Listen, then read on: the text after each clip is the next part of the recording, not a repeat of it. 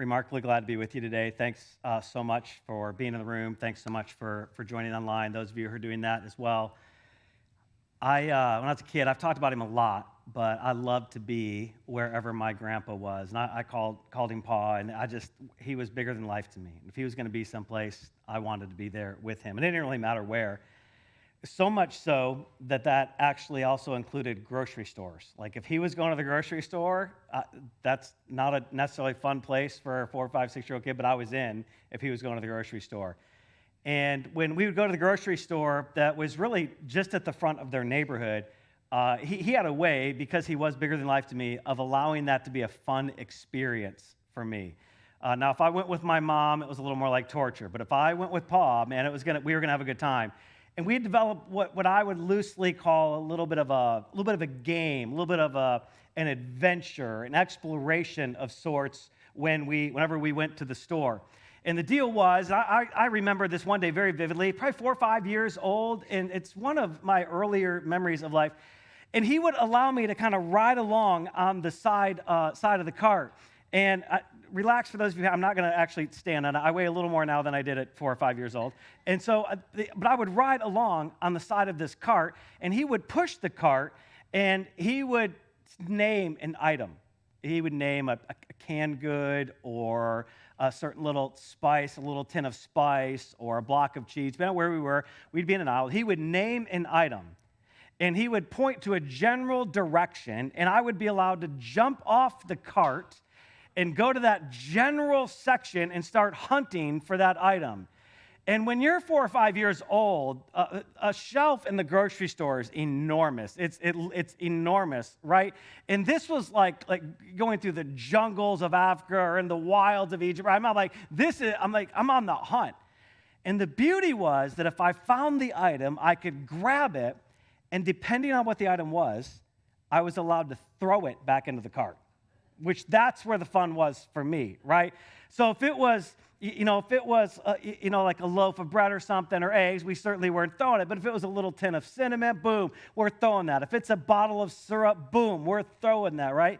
And the most fun was when it was more than one of the same item. That was like jackpot for me, okay? So if it was, hey, we're down this aisle, son, why don't you jump off and grab us 3 cans of corn? Yeah, buddy, okay? I'd get back just kind of in the orbit, and I'd throw it in. Get back, get another one, just throw it in, right? I loved it. And then when that was done and we were ready, I'd jump back on the side of the cart, and off we'd go to the next item in the adventure. I loved it, absolutely loved it. Erica doesn't let me do it today, but I did love it then.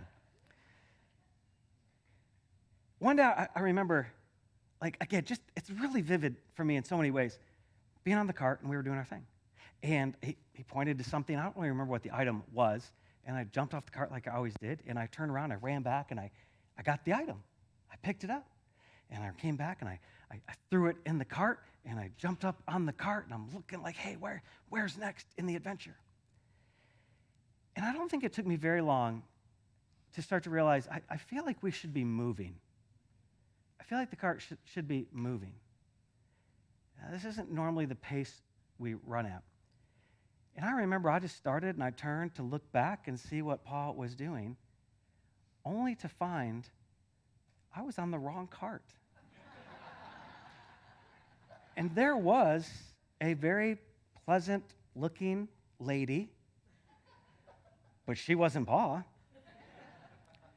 And she was kind enough to just nod and smile a little bit. But I can remember, I still can feel a little bit that panic that you get when you're in the wrong place, you're not where you think you're supposed to be, and it just sets in, and my heart rate's beating, and I jump off, and I scurry, and I look, and a little further than maybe he would have normally gone, there was Paul way up at the other end of the aisle. He notices what's happening, and just in real compassion, he laughed at me. Okay, it was like, and he says, "Come on up here, come on here."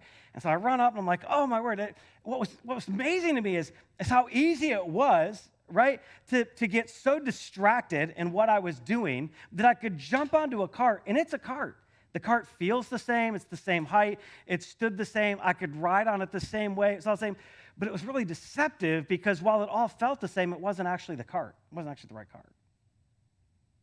right? Like I was so distracted by like what we were doing and what I was doing and the items into the cart. And it was really easy to get deceived by the fact that while this is a cart, and some of the items might have been the same, and most of them were probably different, not better, not worse, just different. Wrong cart. Which inevitably would have been if you could play it forward, and this wasn't going to happen, so you've got to use a little imagination. But if you could play it forward a little bit, what if I wouldn't have changed carts? What if I would have stayed with seemingly the nice lady? It was so easy. It was so easy to get distracted and be a little bit deceived and end up on the wrong cart with the wrong driver and some of the wrong items. Over the last few weeks in this series through the book of Daniel, where we've been examining how do we stand firm and love well, we've tracked enough of the events of Daniel's life that where we find ourselves today is in a pocket of the story where Daniel has a king who suddenly finds himself pretty distracted and maybe a little deceived. And here's the thing. I want to invite you to open to Daniel chapter 5. That's where we're going to get. Daniel chapter 5. Old Testament in your Bible. Table of contents in the front. Use that's great. Or scroll on a phone. But in Daniel chapter 5, we're going to cover a story that really has something for us. And before the day is done, the invitation of Jesus is that you would gain something today. The invitation of Jesus is that in a time where we're trying to figure out how to stand firm and love well and walk in the pattern and in the way of Jesus, but in a time where it's very, very easy to be distracted and deceived. To be distracted and deceived. In the middle of all that today, Jesus, he's going to invite us to gain something that he's attempting to give. And the scriptures are actually going to describe it as a gain, something to your profit. Now, in Daniel chapter 5, we're picking up the story where Daniel has now actually had a transition in kings. He's in the nation of Babylon, which, again, he's in exile there. He's been taken captive there. It's not his homeland. It's not where he wants to be. His nation of Israel, the Hebrew people, they have been overrun and conquered by the Babylonians. The Babylonian king at the time of the conquer was a guy named Nebuchadnezzar, who really took these young and high potential young men like Daniel and some of his friends and basically said, man, we're going to make them into the best Babylonians we possibly can. We're going to make them into the best Babylonians we possibly can. Forget their Hebrew culture. We're going to make them into the best Babylonians we possibly can. And we're going to do it so like over time. We're not trying to snap our fingers. We're going to do it over time, so much so that they might not even realize that some of it's happening. They know they're not where they want to be, but we're just going to wear them down. Well, Daniel has really stayed faithful to his God during that time, and it's been trying, it's been testing. He's really had to put his life on the line multiple times, and so have his friends, and we've looked at some of those accounts. Now, in Daniel chapter 5, Nebuchadnezzar has died, and his son Belshazzar is the king. And Belshazzar is throwing it is a lavish party. It's to the extreme levels of wealth on display and power on display and strength. It is the who's who. I mean, Belshazzar is holding this party really just to, in many ways, show off. And in many ways, try and probably prove his worth to the people he is king over. Right? The position alone isn't really doing it for him. So he pulls out all the stops for this party.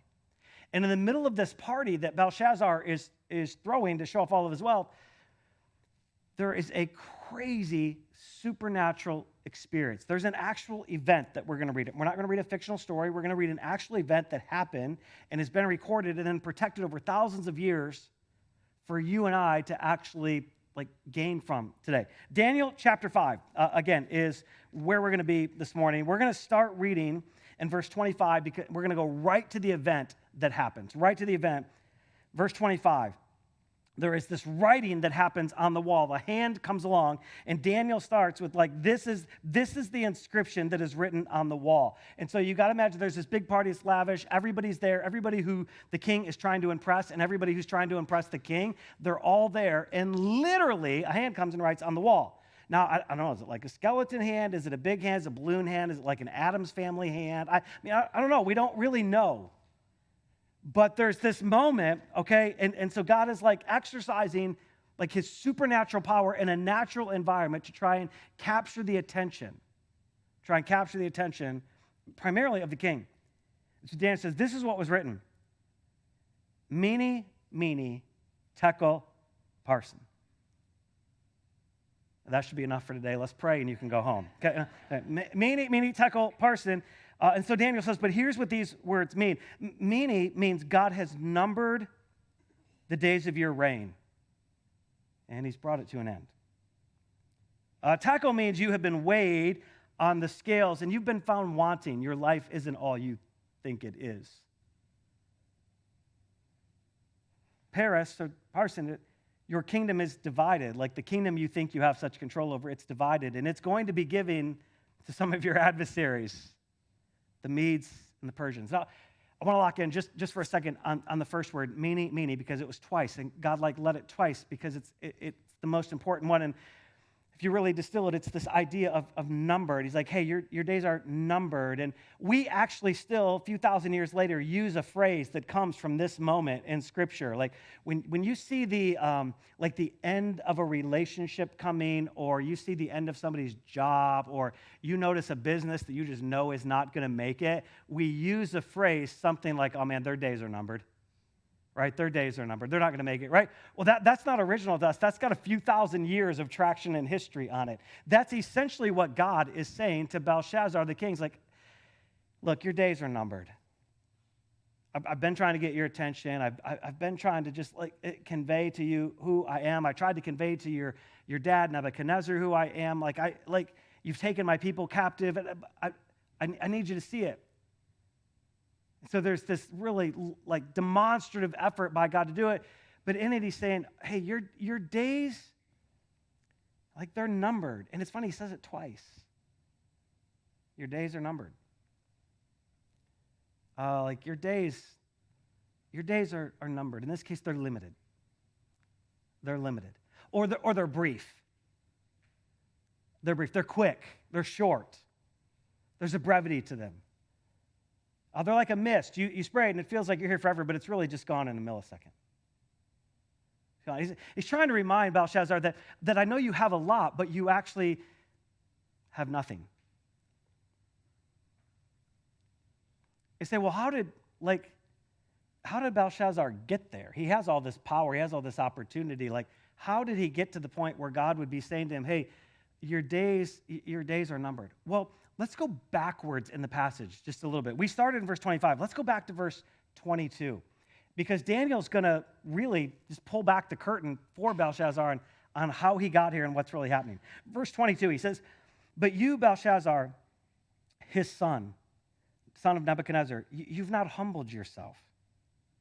You knew all the things that God had done to try and get your dad's attention. You knew all the things that God had done to try and reveal who he is. You knew all the things that God had done to try and say, all these other gods you have aren't really gods. But you haven't really heard that. Verse 23, instead, you have set yourself up against the Lord of heaven.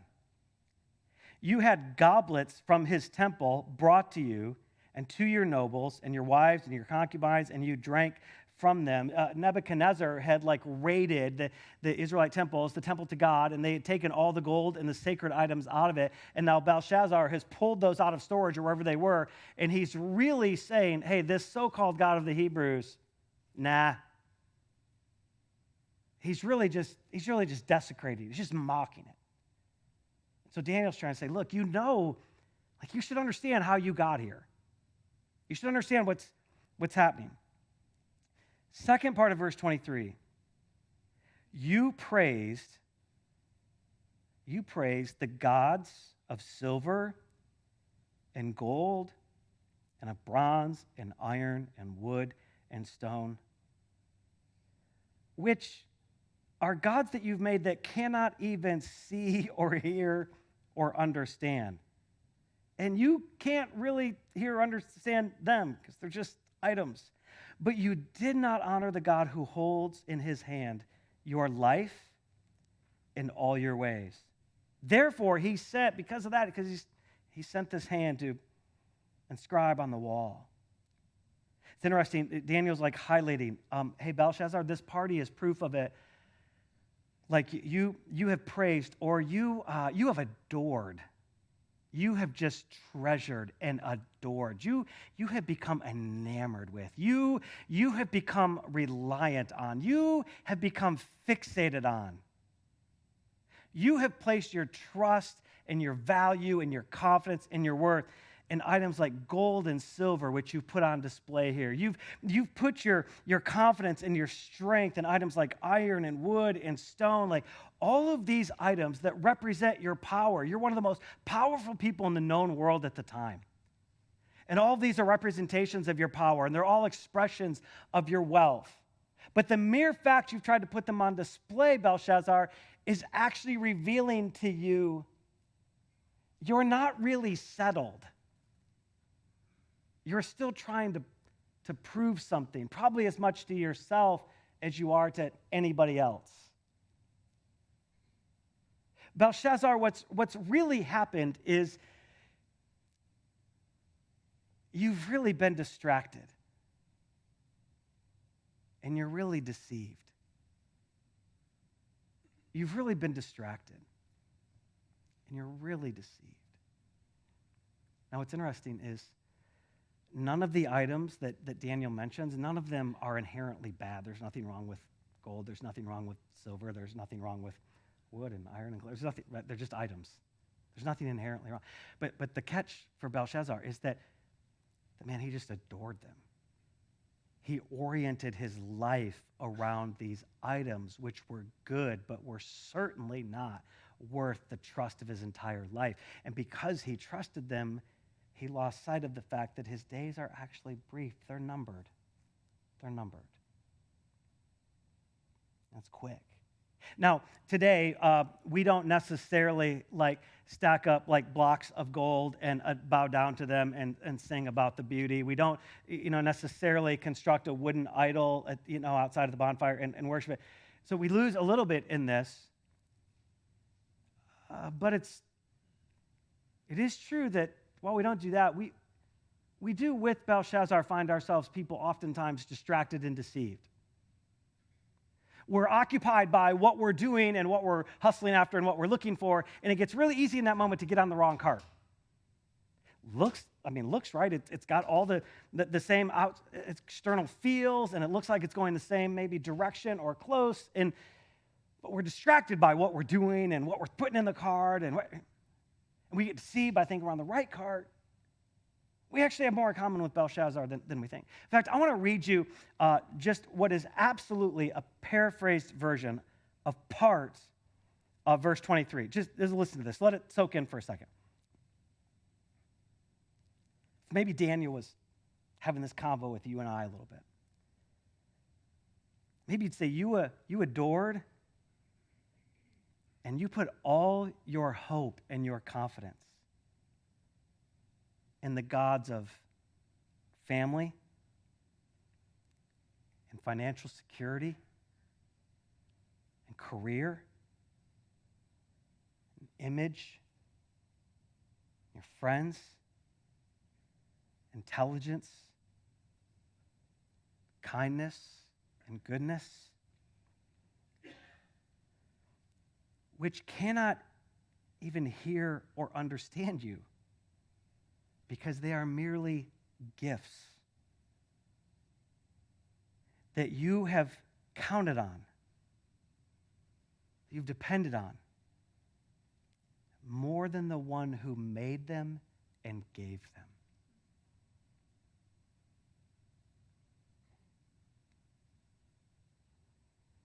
I want to read it to you one more time. I want to show it to you this time too. For those of you who are visual, let me read it to you one more time.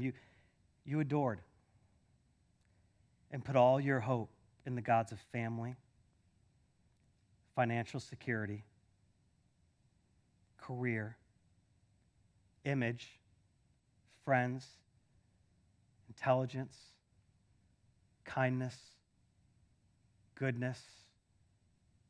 You could add religion to that. Candidly, you could add church to that. which cannot hear or understand you. They are items, or they are institutions. They cannot see or understand you, because they are merely gifts that you have counted on more than the one who made them for you and gave them to you.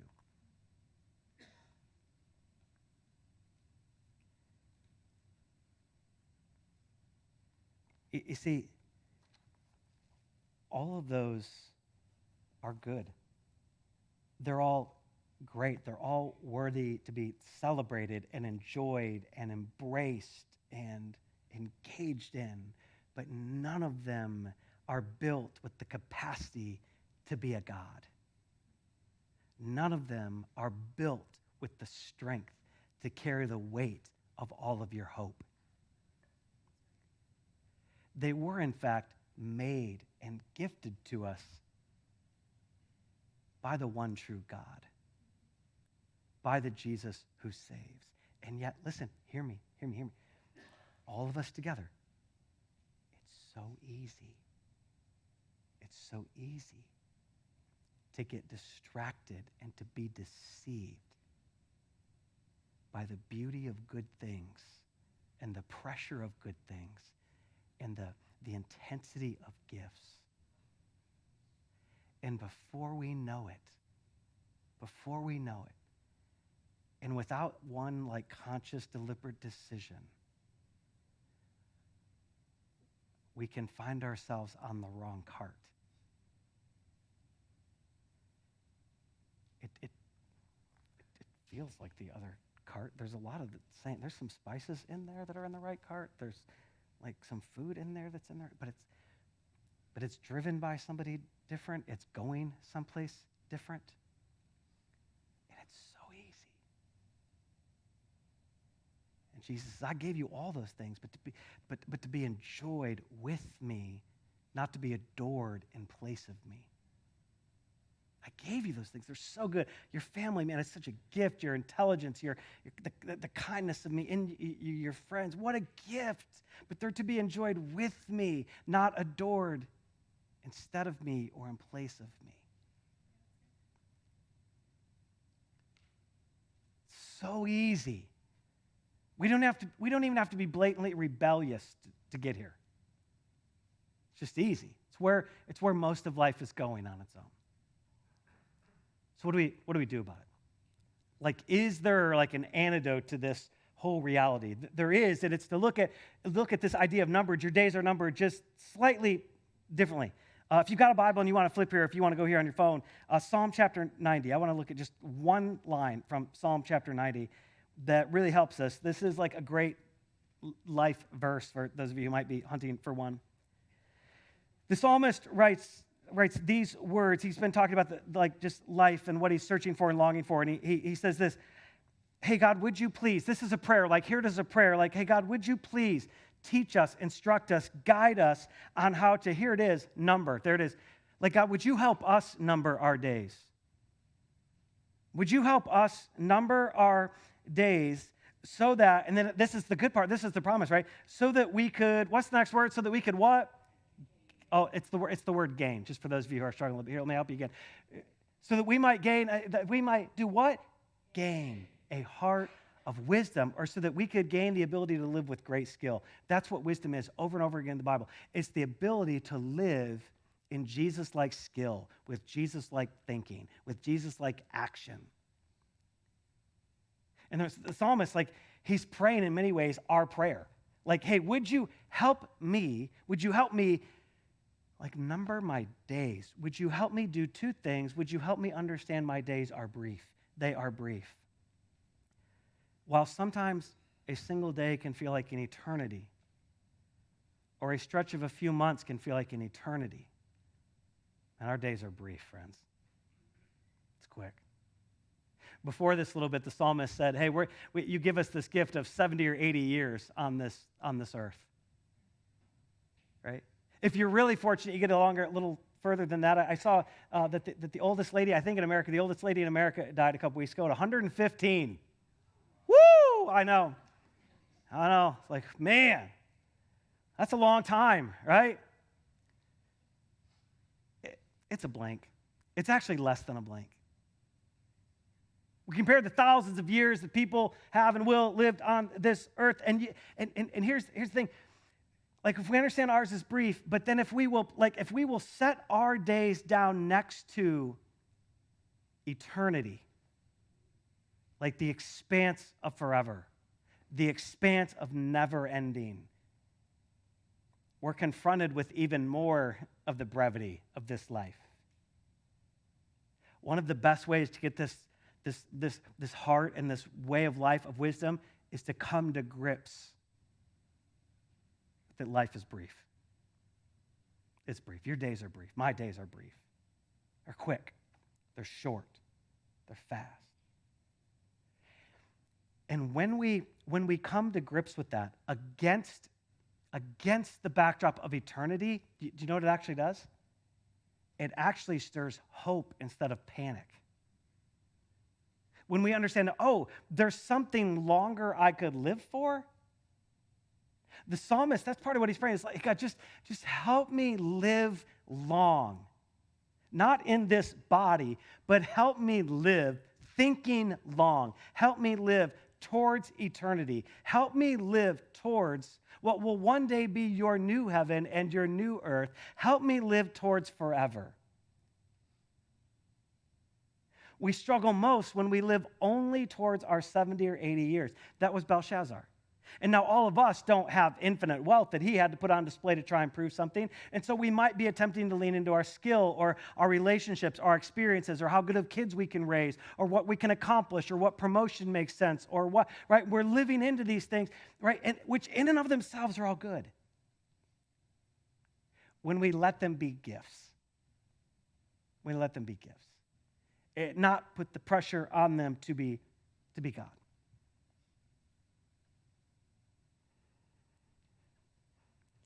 How do we number our days? Or how do we test them against the backdrop of eternity? One is come to grips with the brevity of our life. The next is really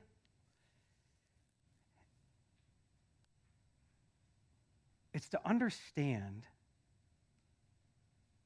that today, like every day, is a day of salvation. Paul wrote this in a letter to Corinthians, New Testament Bible. Paul, who planted all these churches, including this one, he wrote this. He said, among other things, like now, the day you're in, the day you are living and breathing in, it is a day of salvation. It is a day of salvation. You see, here's the thing. When we like come to grips, when we get a revelation, we get an understanding that, wait, maybe I'm on the wrong cart. Maybe I am stockpiling good experiences and good decisions and kindness and niceness. Maybe I am stockpiling religious expressions and moments. Maybe I'm even stockpiling generosity, and maybe I'm stockpiling like good kids and good friends and encouragement. But all the while realizing, wait a second, those are gifts to be received and gifts to be given. None of them are meant to be God. None of them are the salvation that Jesus brings. None of them. None of them. And yet it's so easy to just keep grabbing them off and let's go. And every now and then we're in a let's go and we're like, none of this is really working. None of this is really working. So let me go grab some more and put it in. I'll just keep putting it in. I think it's the right thing. It feels like the right cart. But Jesus isn't really like driving me to pile up things that I would rely on in place of him. Jesus more invited me to be with him. So this isn't even Jesus driving the cart. Like, it's deceptive. Can we just be really candid? Like, this is Jesus' enemy, Satan, driving the wrong cart. And you're like, oh, man, no. I would stay so far away from Satan. No, listen. Do you know why it's so easy to get on the wrong cart? Jesus was really honest. He said, hey, when you encounter evil in the world, when you encounter Satan or demons or whatever, they come disguised as angels of light. They look really good. which is why they can take something like family and twist it and make it a God, make our worth depend on it, our value depend on it, which is why they can take money and security and what we would lean into, and they make it really good because it is a good thing, but it's not meant to be a God. And so Satan's not back here like with this weird, cackly, dark Halloween laugh. He might be back here with the appearance of a pleasant lady.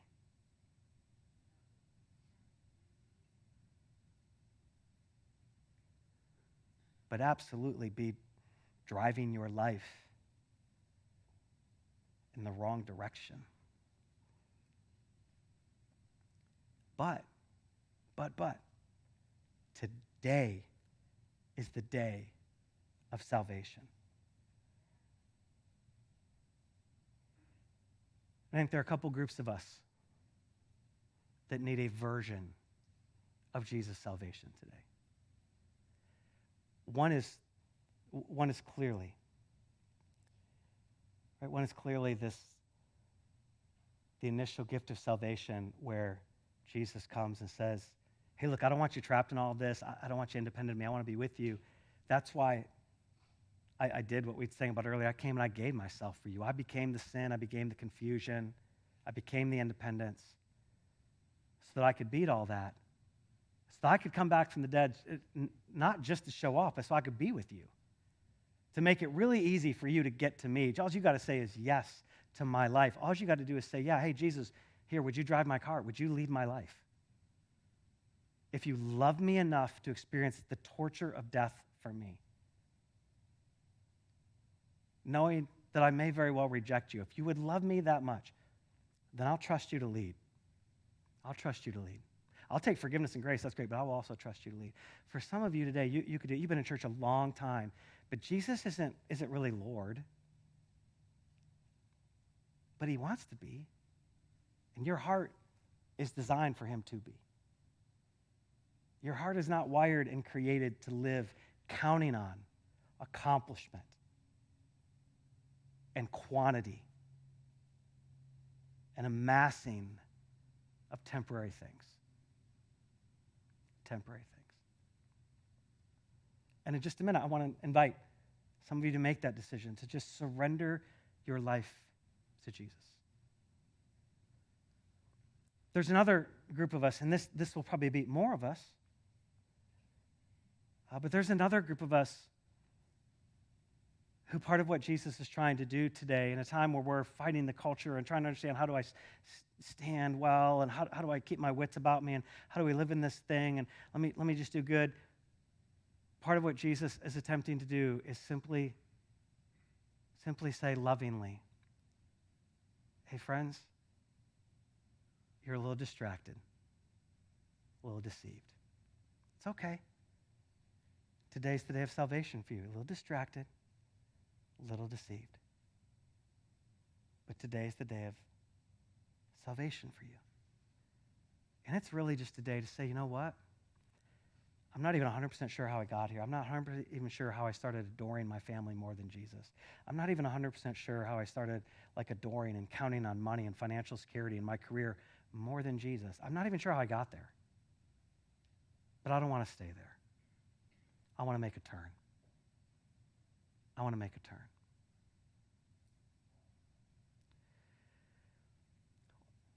Because I'm a little distracted and I'm probably a little deceived. One of the fathers of the faith from ancient times said one time that the gift of being distracted 1,000 times is that it's 1,000 opportunities to return our attention to Jesus. The gift of being distracted 1,000 times is 1,000 times to return our attention to Jesus. And I just want to ask you, are you distracted and deceived? What is your life orienting around? What, if you're honest, what is the priority? What are we adoring and counting on most to satisfy us somewhere deep in our soul? What are we counting on most to be the medicine or to establish our worth or to prove we're good? What are we counting on most? So maybe today is your day to say, hey, I just want to surrender my life to this Jesus who would be kind enough to warn me, jump in front of me and wave his arms and warn me and invite me into relationship with him. Today's the day of that salvation.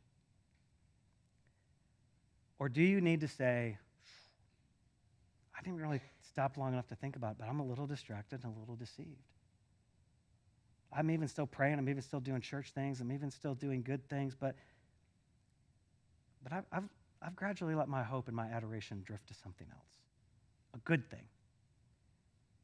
And I don't want to put the pressure on that good thing to be my God anymore.